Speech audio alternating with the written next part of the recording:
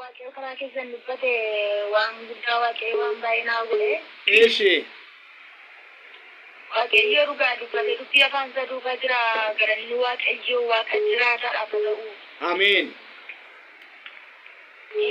Akkaawuntii irratti kaa'atu jettu barana akkaawuntii irratti kaa'attanii akkaawuntii keessan irratti kan kadhadha warra akkaawuntii qabdan gaafa isin jettanii. Akkaawuntii irratti gaafa isin kaa'attanii dhugaadha waaqayyoo fi waan ta'e hin beeknetu naaf ta'ee raajii isin gaafa sana raajjanii natti raajjanis waaqayyo waa'ee mucaa tokkos isin karaa keessan goree waaqayyo dubbate. Eeshi.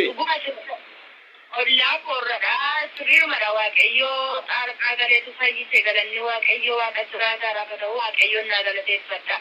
Galateeffadhaa fi namoonni ililleedhaan bakka jirtanii. Ililleen galateeffadhaa fi bakka jirtanii warri ilillee dandeessan.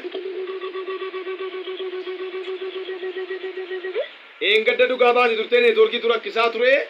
Obboleettiin kun akkaawuntii keessan irratti namootaan isiniin kadhadhaa waaqayyo ajaja baasadeen dubbadhe. Qarshii 500 duwwaadhaan nu bira dhaabatte akkaawuntii ishee irratti gaafa sana dayyaadha. Waaqayyo irraa kaasee akkaawuntii namoota kana nan eebbisa jedhee akkaawuntii ishee barreessitee harkatti qabattu naan jedhe namoonni baay'eetu qabatanii waaqayyo guyyaa gaafa sanaatti kaasee akkaawuntii koo eebbisee jettee naa bilbiltee dhugaa ba'aa turte. Sagantaa marratti dhugaa ba'ee dheetanii yeroo darbeetti dubbachaa ture har'a dhuftee dhugaa baate akka dhugaa baatetti hafedhaan hime. Akka dhugaa baatetti hafi waaqayyo dhimma kee duukaa bu'u. Waaqayyo karaa keessan dubbate waan guddaa waaqayyo waan baay'ee naa godhe. Eeshi. Waaqayyo dhugaa dubbate dubbii afaan isaa duukaa jira garanni waaqayyo waaqa jiraataadhaaf ta'u. Ameen. Akkaawuntii irratti kaa'atu jettu barana akkaawuntii irratti kaa'attanii akkaawuntii keessan irratti kan kadhadha warra akkaawuntii qabdan gaafa isin jettanii. Akkaawuntii irratti gaafa isin kaa'attanii dhugaadha waaqayyoo fi waan ta'e hin beeknetu naaf ta'ee raajii isin gaafa sana raajjanii natti raajjanis waaqayyo waa'ee mucaa tokkos isin karaa keessan goree waaqayyo dubbate. Eeshi. Ollaa korradha sirriimadha waaqayyo xaarqaa galeetu fayyise galanni waaqayyo waaqa jiraataadhaaf ta'u waaqayyoon naa galateeffadha. Galateeffadhaa fi namoonni ililleedhaan bakka jirtanii. Ililleen galateeffadhaa fi bakka jirtanii warri ilillee dandeessan. Gadda dhugaa baate turtee neetwoorkii tura rakkisaa ture. Obboleettiin kun akkaawuntii keessan irratti namootaan isiniin kadhadhaa waaqayyo ajaja baasadeen dubbadhe. Qarshii 500 duwwaadhaan nu bira dhaabatte akkaawuntii ishee irratti gaafa sana dayyaadha.